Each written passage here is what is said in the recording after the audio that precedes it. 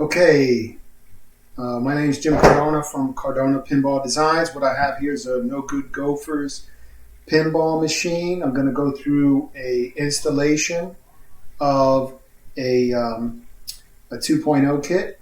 We call it 2.0 kit, but it's for No Good Gofers Battle for the Green, which is a kit we've manufactured, selling through a couple sites such as PlanetaryPinball.com, as well as my site, CardonaPinball.com. And we just wanted to go through installation to show you what's required, what you should do, and you can use this as a reference. So first of all, we got a fully working pinball machine here. You can see, the display's on, the lights are all working. I've already gone through switch test, coil test. It's a fully working machine. All the boards are working. So before you install your kit, you want to have that. I have a second video that goes through like a lot of things to check for before you start. As far as tools that you're going to need, really all you need is a Phillips screwdriver, and you might need a flathead screwdriver. But I also have a flashlight, 1/4 inch nut driver. You could use a socket as well. This is just in case, depending on what type of screws you have. Some of them have a 1/4 inch head. And this is just a magnet on an extension. I get these at Harbor Freight. Just in case I drop a screw or something down into the lower cabinet. Dig in. So the first thing we're going to do is shut the machine off and unplug it. Now I've already removed the displays panel. I have that sitting right here to the side, and that just unplugs right here. And obviously you need the key. Put the key in, turn that, pops up. You unplug it in the back. So I'm going to go ahead and disconnect the power from the machine. So it's fully disconnected. And now we're going to start first with the removal of the old system. And I also have some cell phone video that I'm going to cut in for close-ups and stuff. So we're going to be removing the display panel, the audio video board. This is an aftermarket one, and the CPU board. So those three things get removed, and you're not going to need those because the kit that comes with it is going to replace all those parts. So you can use those parts in another machine or sell them or do whatever you want to do with them. So this thing, the display panel pops up, has these pins here you have to slide around, and it's pretty simple. Just going to unplug that connector, unplug the power connector, and unplug the speakers. Okay? And sometimes they'll have a ground strap that's tied from here to this ground. So if you have that, remove that as well. Set this to the side. These two boards that are left, the CPU board and the audio-visual board, are just in with Phillips screws. And I've already loosened those before I started, but you just loosen those up. Unplug all the connectors. So these are the power in. I'll start with this board. These are power in connectors, and you have 3 ribbon cables, and you have this is the connector for the back box. The subwoofer speaker that's in the bottom. So we're gonna out of all of these, this is the only one that we're gonna need later. So we'll just set that to the side. Unplug these connectors. These are not needed anymore, so I just kind of tuck them to the side. This is your connector for your display. We don't need anymore. These 2 connectors are not needed for the kit, so we can disconnect those from both sides if you like. And this power connector, just pull that off. And this is not used with the new kit either. And this just, loosen those up. This slides up and off. We'll set that to the side. When I'm walking back and forth, one of the things I always like to, touch ground just in case I picked up any static. So touch ground. Now these connectors, they're keyed. Okay, so what a key means is that usually there's one pin that's not used, and they'll put in a blocking piece on the connector, and the pin itself is not used, so you can't mix them up. Now these two are a different size, so you're not going to be able to mix those up anyway. So we'll just pull those off. But like you can, there's a pin missing. Now these two are the same size. Okay, so those, it's possible, I guess you could mix those up. But looks like on this top one, the 5th pin in is missing. And when I look on my connector, the 5th pin is blocked. Now, if yours is not, when you pull that off, I would wrap some tape around that and label that. Okay? So you don't mix those two up. And then this one, the 2nd pin on the opposite side is blocked, and there's a pin missing. Okay? So now, this ribbon cable, we're going to remove this, but we actually need this for the new kit, and then this power comes off, and we need that for the new kit. And we just take that out. Okay? You set that aside. We're done with the removal part. So the next piece is installing the power supply in the bottom. So I have to rearrange all the cameras for that because we're kind of close. So let me do that. I'll show you the power, and then I'll come back to where I'm at right now. Okay, so this is the installation of the power supply section. So I got the playfield up. As you can see, before I raised it, I took the balls out, and I have my flashlights there so you can see in real good. Obviously, not every machine is the same. Like you can see that I have two subwoofers. Somebody stuck that second one in there. But typically, you'd only have one there.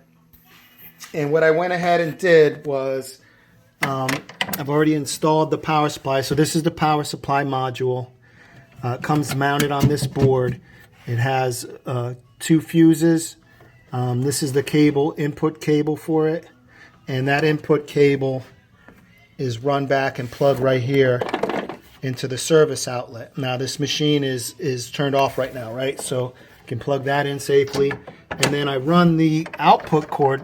This was like a prototype machine, so it has 2 output cords, but you would typically only have one. And you'd have a spare connector for like adding shaker motors and stuff. So this is the output cord. It's run back. This is a little bit a little stretchy there to get it in there, but I ran it down here. It's run across. Tie wrap 1, tie wrap 2, which is, these tie wraps are really important because when you raise and lower the playfield, you don't want the playfield catching this wire. And then it's run up into the back box. And it's that simple. That's it. And that's going to power up our whole system. The reason we went with this style was we wanted a really robust power supply that could provide enough power for not only our system, but for shaker motors and toppers and other accessories. And we're not going to have problems with brownouts or the game tripping off because we're powered off the power driver board. So we're not off the power driver board. We have our own discrete power system. It's a 10 amp power supply. And again, it's fused. It has crowbar protection. And what I did in this case is, only because I have the 2 subwoofers, I mounted it to the side, but you could mount that to the bottom. And I just put one, there's just one screw in there, screwing it down. But you could screw it to the bottom or to the side, either way. Just when you screw that in, just make sure your screw is not so long that it's going to pierce the artwork on the outside, okay? That you don't drive it so hard. And likewise with the bottom, I know a lot of these older games, the bottom panel may have been, like, especially if these were in a bar or something, your bottom wood may be rotted out, or it may have been replaced, and whatever they replaced it with might not have been as thick as the original. So it's just something to be aware of. that whatever screw you use to hold that down. Obviously, you could just sit it in here, but again, I like to keep things secured just in case I ever move the machine around. You don't have stuff bouncing around in there. All right, now let's go back to the top. All right, so I have the power run. It's coming up right here. I'm going to install the boards in the back box, and then we're done. Okay, so the first board is the fast controller. These are specific to this game. Okay, so this is a WPC 95 controller that has software on it. So part of the software is on this board, and part is on the other CPU. So it's a matched set.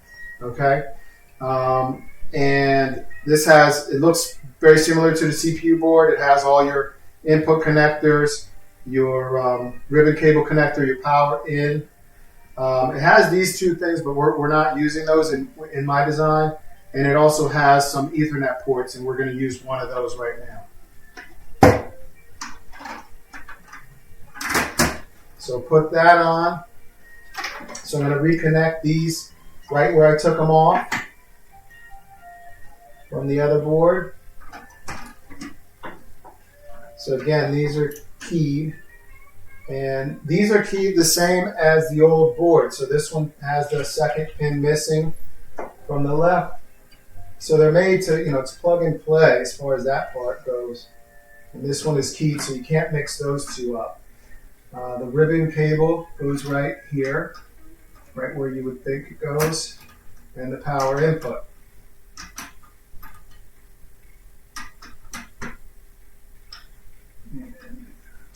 There we go. So that's on.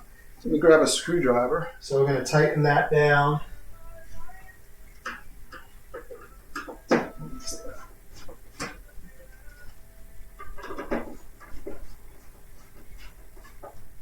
So the CPU we send on this metal panel has this audio controller, which has a startup shutdown controller, an audio controller with the audio out, and this is a computer which has our operating system on it that runs the game. We left some space on this panel for some expandability for the future, so we have some other ideas that will come out in the future, such as a topper with a controller that would mount here. Those are not released yet at the time of making this video. But anyway, this goes in the same spot as your audio video controller. Okay. Same thing, we're just going to tighten those screws down. And the way it is right now, that's the way it's going to pretty much come. Maybe the cables could be a little bit longer in some cases, so they could be tie wrapped slightly different. But other than that, this is the way it's going to come. The Ethernet cord, we have a USB cord that have to be connected to the controller. So we're going to connect that Ethernet, and there's 3 connectors, and it doesn't matter which one you go to. They're all the same. So those other 2 were for expandability, again, for features that we might want to add, such as like topper, shaker motors. Let me go to this other side so I can see better.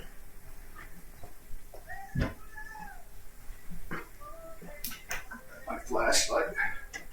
All right, so this is the only part that I think could potentially be a little grief, which is trying to get this little connector in on this side here. Let's see. This plugs in right there because it's just behind this board.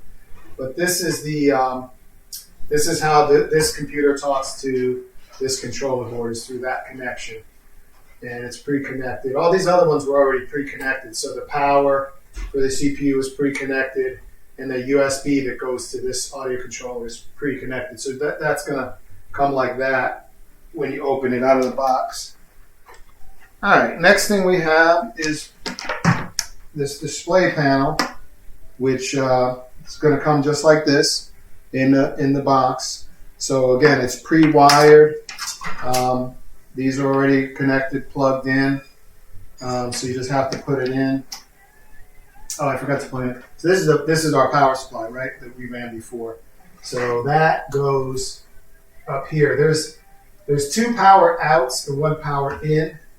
And you can see that these have a 2-pin connector, and this one has a 3-pin connector, even though only 2 wires are used. So, but that's just set up that way so that you don't mix those 2 up.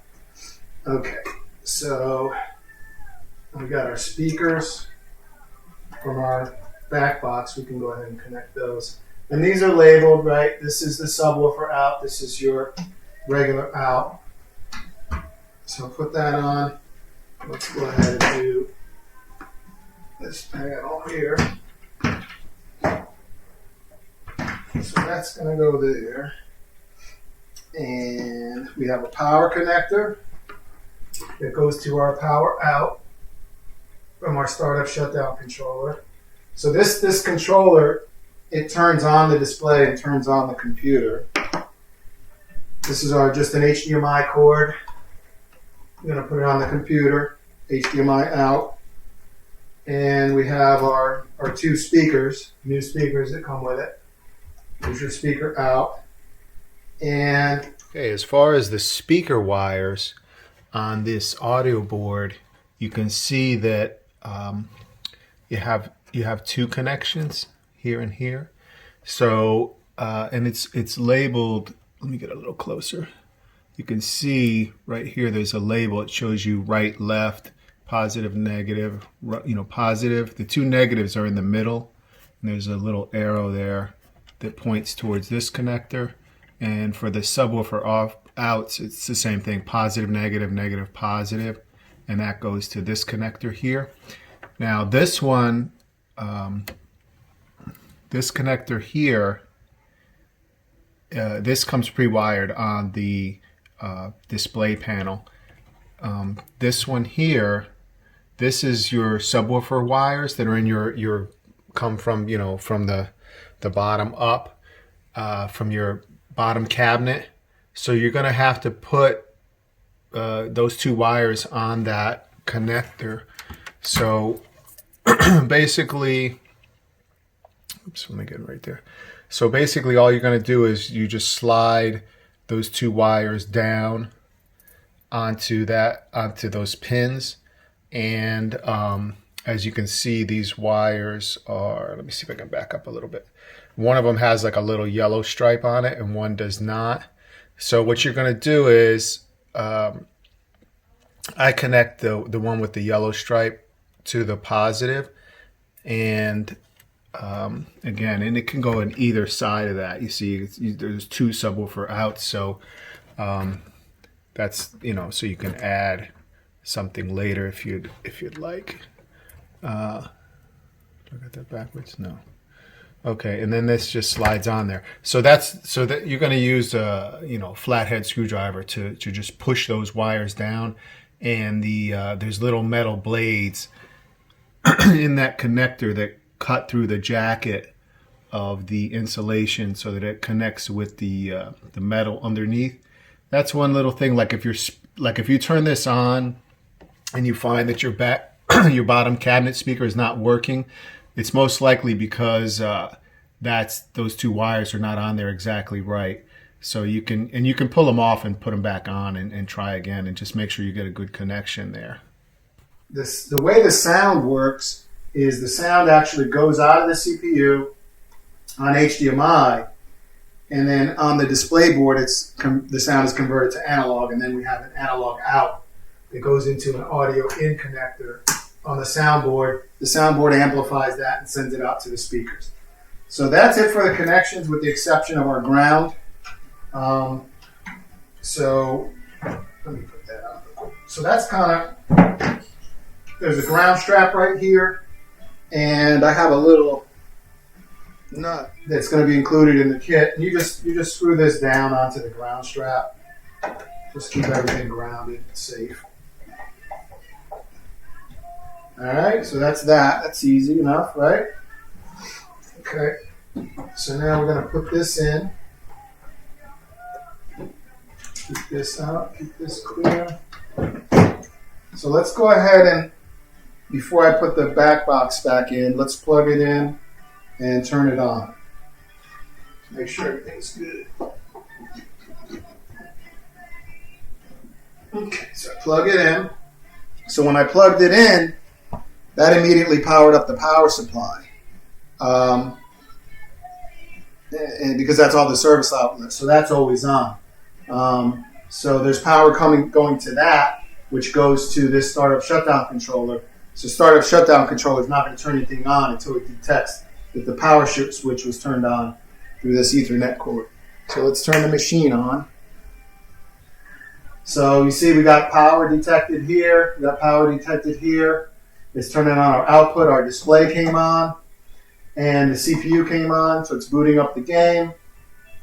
It takes about 25 seconds, sometimes 30 seconds-ish. So that looks like that's working. At this point, the last thing to do would be to put our display panel back in, which, like I said, just see, I need to fix that. But that just goes right back in. And there's the game. So the game's up, it's running, our lights are on, and we can play Gofers 2.0. All right? So now if anything went wrong, like the first thing I would do right now is especially if my machine was initially broken before I started, was test all the switches, test all the coils, and then you could move forward. But if you have any problems, we're here for you. We have our email address, tech@cardonapinball.com. Send us a message. We'll help you get through it, and so you have a good experience. All right. Thank you.